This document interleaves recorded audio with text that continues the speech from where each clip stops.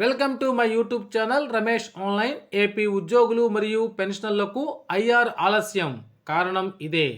సంచలన ప్రకటన చేసిన బొప్పరాజు. ఆ వివరాలు ఏంటో ఒకసారి ఈ వీడియోలో చూసేద్దాం. చూసే ముందుగా ఫ్రెండ్స్ ఎవరైనా ఫస్ట్ టైం మన ఛానల్ని విజిట్ చేసినట్లయితే తప్పకుండా సబ్స్క్రైబ్ చేసుకోండి. ఇక విషయానికి వచ్చినట్లయితే ఐఆర్ అడుగుతారనే పీఆర్సీపై తాత్సారం. ఏపీ ఐకాసా అమరావతి రాష్ట్ర కార్యవర్గ సమావేశం. ఏ పని ఎన్ని రోజుల్లో పూర్తి చేస్తారని అధికారులు సమీక్షలో మమ్మల్ని ప్రశ్నిస్తారు.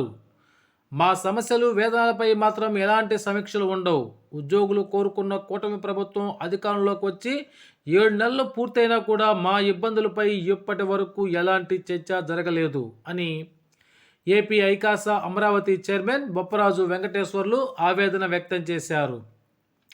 12వ పీఆర్సీకి చైర్మన్ను నియమించడం లేదని, మధ్యంతర భృతి ఐఆర్ను అడుగుతారనే ఆ నియామకాన్ని తాత్సారం చేస్తున్నట్టుగా ఉద్యోగ వర్గాల్లో చర్చ జరుగుతోందని అన్నారు.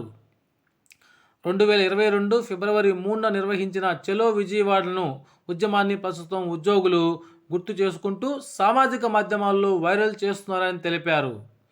ఏపీ ఐకాసా అమరావతి 8వ ఆవిర్భావ దినోత్సవాన్ని విజయవాడలోని ఏపీ రెవెన్యూ భవన్లో నిర్వహించారు. ఈ సమావేశంలోనూ అనంతరం పాత్రికేయులతోనూ బొప్పరాజు మాట్లాడారు. తమకు రావాల్సిన బకాయిల విషయమై స్పష్టత ఇవ్వాలని, మంత్రివర్గ ఉపసంఘాన్ని నియమించాలని కోరారు. ఐకాసా సెక్రటరీ జనరల్ పల్లిశెట్టి దామోదరరావు మాట్లాడుతూ గత ప్రభుత్వ విధానాలనే నేటి కూటమి ప్రభుత్వం అవలంబిస్తే ఉద్యమించాల్సి వస్తుందన్నారు.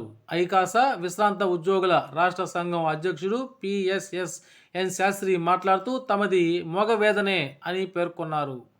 తమకు ఆర్థిక ఆరోగ్య భరోసా కల్పించాలని కోరారు. మహిళా విభాగం చైర్మన్ కూడా మాట్లాడుతూ ప్రసూతి సెలవులను కొంచెం పెంచాలని చెప్పి 2 ఏళ్ల పాటు పెంచాలని వారు అడిగారు. ఈ విధంగా అయితే ఐఆర్ అడుగుతారనే పీఆర్సీని తాత్సారం చేస్తున్నారని బొప్పరాజు ఈ సందర్భంగా అయితే తెలియజేయడం జరిగింది.